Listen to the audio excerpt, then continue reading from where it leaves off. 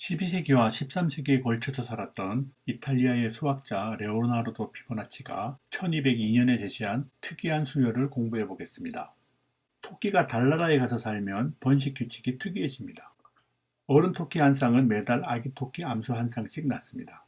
태어난 아기 토끼 한 쌍은 한 달이 지나면 어른 토끼 한 쌍이 되어 번식이 가능해집니다. 그리고 달나라 토끼는 절대로 늙지도 죽지도 않습니다.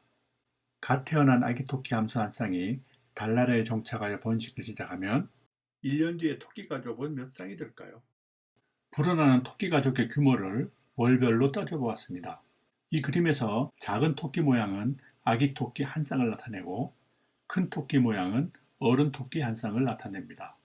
첫 달에 아기 토끼 한 쌍으로 시작한 가족은 한 달이 지나면 어른 토끼 한 쌍이 되고 또 한 달이 지나면 아기 토끼 한 쌍을 낳아 토끼 가족은 두 쌍이 되고 또 한 달이 지나면 아기 토끼는 어른 토끼 한 쌍이 되고 어른 토끼 한 쌍은 아기 토끼 한 쌍을 낳아 토끼 가족은 총 세 쌍이 됩니다. 또 한 달이 지나면 아기 토끼는 어른 토끼 한 쌍이 되고 어른 토끼 두 쌍은 아기 토끼 두 쌍을 낳아 토끼 가족은 총 다섯 쌍이 됩니다.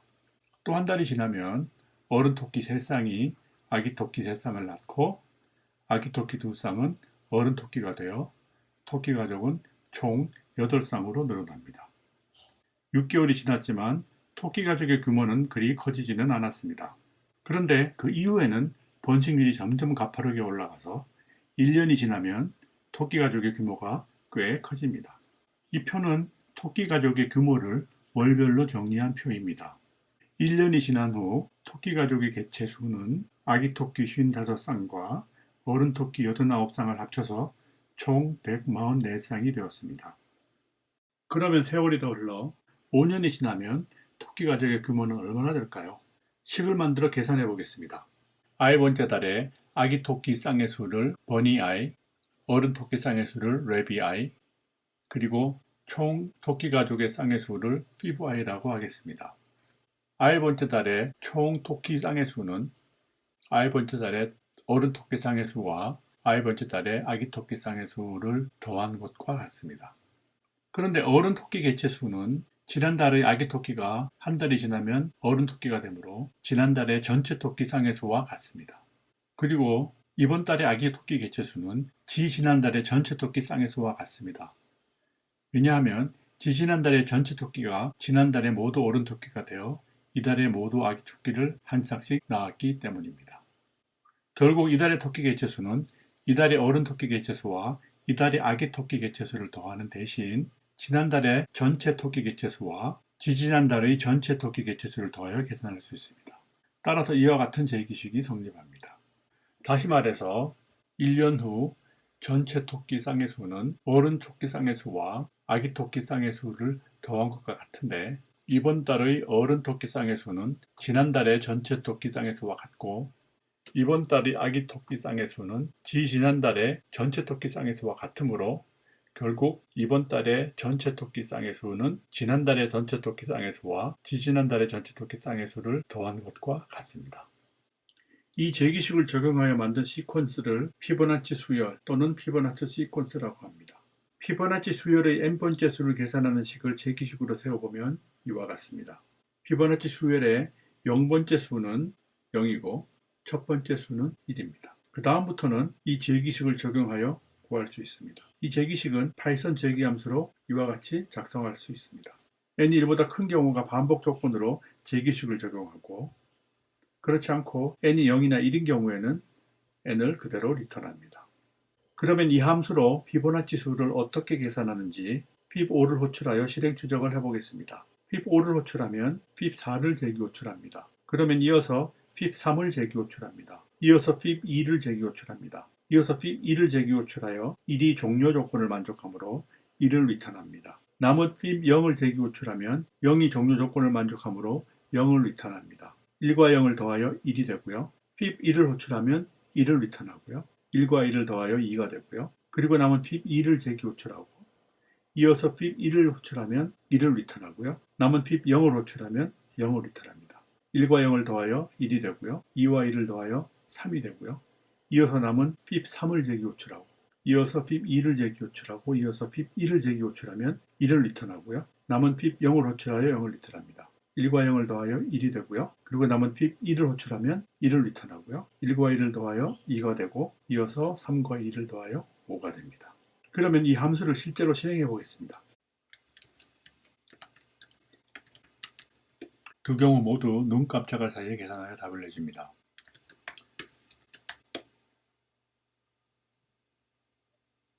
인수 36에 대해서는 계산하는데 시간이 좀 걸리네요. 인수의 값의 차이에 비해서 계산하는데 걸리는 시간의 차이가 꽤 크네요. 인수의 크기에 따라서 계산 시간에 얼마나 차이가 나는지 실행 시간을 재보도록 하겠습니다. fib 함수를 호출하여 실행 시간을 재는 run fib 함수를 작성했습니다. n은 fib 함수의 제공한 인수고요. 일단 시간을 재기 위해서 타임 모듈에서 perf counter를 가져옵니다. 함수 호출 직전에 절대 시각을 초 단위로 재서 스타트 변수에 지정하고요. fib_n을 호출하여 결과를 answer 변수에 지정합니다. 그리고 호출 직후에 절대 시각을 재서 finish 변수에 지정합니다. 그리고 나서 첫 줄에 fib_n의 호출 결과값을 프린트하고 다음 줄에 계산하는 데 걸린 시간을 소수점 넷째 자리 미만에서 반올림하여 초 단위로 프린트하도록 합니다.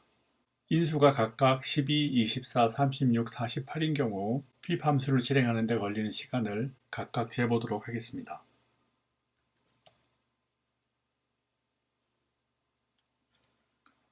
첫 두 사례는 순식간에 끝났지만 셋째 사례가 시간이 좀 걸렸습니다. 6초 가까이 걸렸습니다. 걸린 시간을 따져보면 둘째 사례가 첫째 사례보다 100배 이상 더 걸렸고요. 셋째 사례는 둘째 사례에 비해서 300배 정도 더 걸렸습니다. 인수가 48인 경우는 아직도 계산 중인데 아마 300배 더 증가한다면 30분은 좋게 걸릴 것 같습니다. 30분 정도의 시간이라면 종이와 연필을 가지고 손으로 계산해도 더 빨리 끝낼 수 있을 것 같은데요. 48보다 12가 큰 60인 경우에는 또 300배가 증가한다고 가정하면 30분의 300배는 9000분이고 60으로 나누면 150시간, 24로 나누면 6일이 넘게 걸리는 셈이 됩니다. fib 60을 계산하는데 6일이 넘게 걸린다면 참고 기다릴 수 없는 정도로 긴 계산 시간입니다. 왜 이런 현상이 발생할까요? fib4 호출을 실행 추적하면서 발생하는 재규 호출만 추려서 담은 그림입니다. fib5를 호출하면 fib4와 fib3을 재규 호출하고 이어서 fib4는 fib3과 fib2를 재규 호출하고 이어서 fib3은 fib2와 fib1을 재규 호출합니다.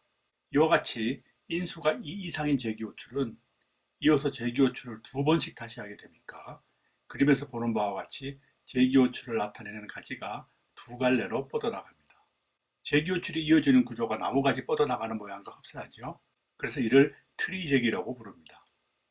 트리의 가지 시작 부분인 fib5에서 시작하여 이 선을 따라가 보면 재규 호출 순서대로 트리 가지를 모두 훑게 됨을 알 수 있습니다. 그래서 이를 컴퓨터 과학에서 깊이 우선 트리 훑기라고 합니다.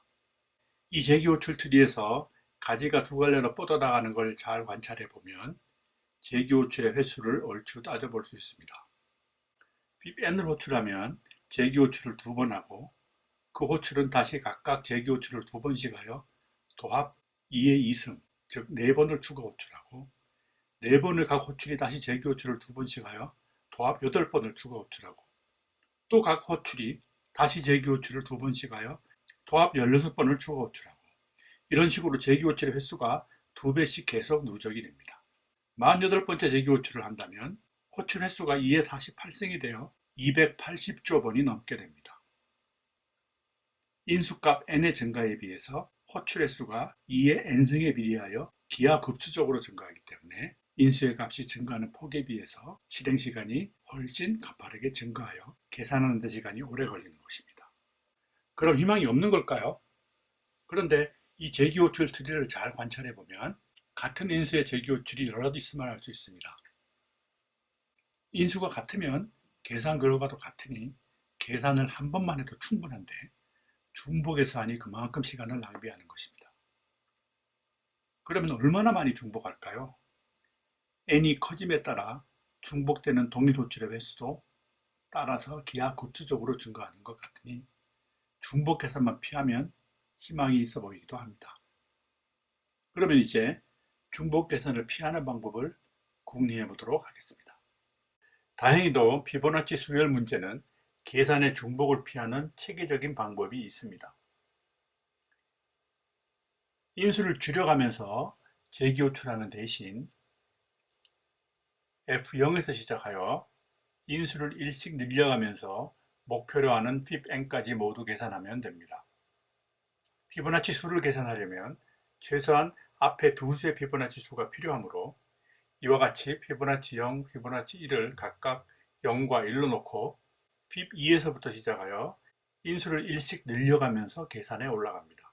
바로 전 두 값 1과 0을 더해서 fib2를 계산하고요. 다음에는 fib2와 fib1을 더해서 fib3을 계산하고요. 계속해서 바로 앞 두 값을 더해서 다음 값을 계산해 나가면 됩니다. 이와 같이 가장 작은 인수부터 차례로 계산하면 계산에 필요한 값들을 미리 모두 계산해 두게 되어 원천적으로 계산 중복의 여지가 전혀 없습니다. 이 화살표 방향으로 왼쪽에서 오른쪽으로 이 표의 빈칸을 채워나가는 것에 다름 아닙니다. 그러면 이와 같은 방식으로 계산하는 함수를 만들어 보겠습니다. 먼저 0이나 1인 경우에는 계산할 필요 없이 그대로 리턴합니다. n이 1보다 큰 경우, 즉 2 이상인 경우에만 계산을 수행합니다. i는 현재 계산 대상인 피보나치 수를 추적하는 변수로 반복을 제어하는 데 씁니다. 처음에는 2의 피보나치 수부터 계산을 시작하므로 i 변수 값은 2로 놓고 시작을 합니다. 피보나치 수를 계산하기 위해서는 바로 앞 두 수만 필요합니다. 따라서 이전 두 수를 기억하고 있을 변수 a와 b를 지정합니다. 처음에는 a는 0으로 b는 1로 지정합니다.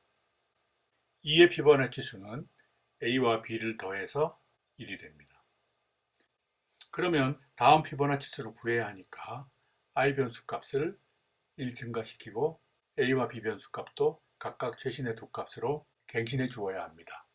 새로운 b 변수 값은 이전의 a와 b 값의 합이 되고 새로운 a 변수의 값은 이전의 b 값으로 바꾸어주면 됩니다. 이 작업을 목표인 n에 도달할 때까지 계속합니다.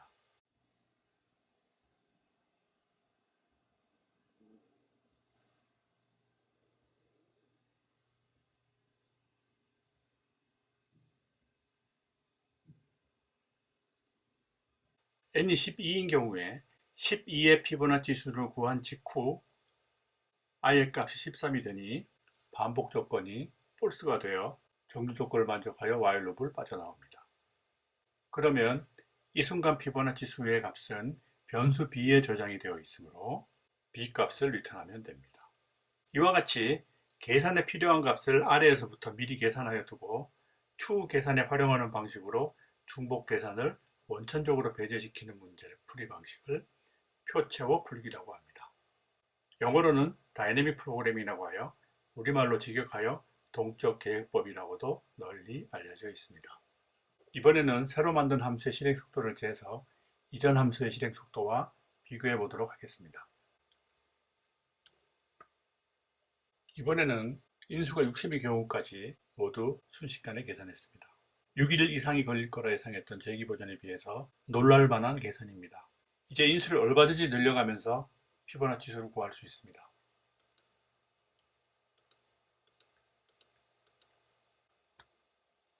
인수 크기 증가에 거의 정비례하여 계산 시간이 증가합니다. 코드를 보면 fibn을 호출하면 while 루프의 몸체는 정확하게 n-1번 실행합니다. 따라서 계산 시간은 입력값 n의 크기에 정비례할 수밖에 없습니다. 앞에서 본 재기함수와는 하늘과 땅 차이입니다. 사실상 계산 불가능과 가능의 차이입니다. 피보나치 수와 같이 반복 횟수를 미리 알 수 있는 경우 for루프와 정수 범위를 쓰면 훨씬 간단하게 코드를 만들 수 있습니다. 이 경우 2부터 n까지의 정수 범위가 필요합니다. 따라서 이렇게 정수 범위를 활용한 for루프로 바꾸고 이 경우에는 더 이상 i 변수를 사용할 필요가 없어졌습니다. 실행하면 마찬가지로 잘 작동합니다. 그런데 이 경우에 for루프의 몸체에서 i 변수를 사용하지 않으므로 와일드카드 변수를 사용해도 무방합니다.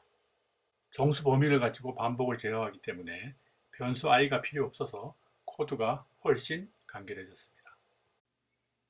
지금까지 n의 피보나치 수를 구하면서 n보다 작은 수의 피보나치 수를 모두 계산했지만 필요 없어서 버렸습니다. 그런데 n까지 피보나치 수를 모두 리스트로 리턴한 함수를 만들려면 어떻게 할까요? 그 함수를 만들어 보겠습니다. 피보나치 수열을 담을 변수를 fips라고 하고 초기 수열을 list 0, 1로 놓고 시작해서 리스트 말미에 두 수를 더한 값을 리스트 뒤에 붙여가면서 피보나치 수열을 완성할 수 있습니다. 그러면 이와 같이 n까지 피보나치 수를 모두 리스트로 얻을 수 있습니다. 이 함수를 활용하면 fif 함수는 이와 같이 호출하여 간단히 작성할 수도 있습니다. 표치의 풀기 해법이 존재하는 피보나치 수열 문제를 공부해 보았습니다.